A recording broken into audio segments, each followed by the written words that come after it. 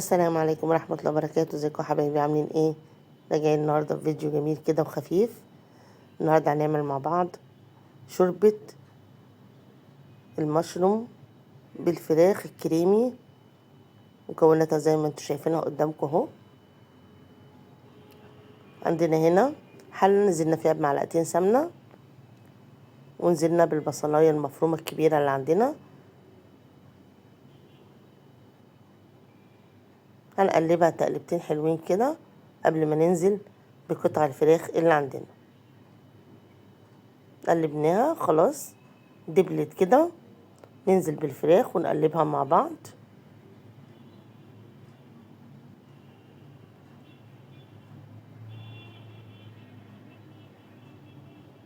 ننزل بمعلقة الفلفل الاسود الكبيرة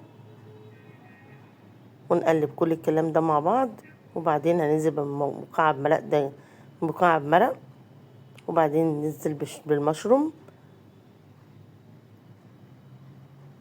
المتقطع بالطريقة الحلوة دي. هنقلب كله مع بعضه. وعندنا المعلقتين الدقيق نزلنا برضو بيهم اهو، وهنقلبهم. هو بقى ده معلقتين الدقيق دول اللي هيدونا القوام الحلو اللي احنا عايزينه. هنشوفه في اخر الفيديو هيطلع شكل الشوربة عاملة ازاي.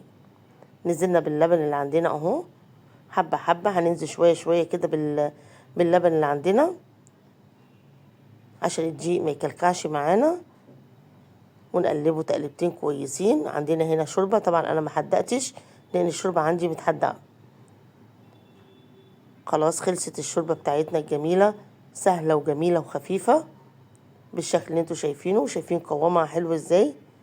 هو ده القوام اللي احنا عايزينه. يلا اشوفكم ان شاء الله في فيديو جديد، والسلام عليكم ورحمة الله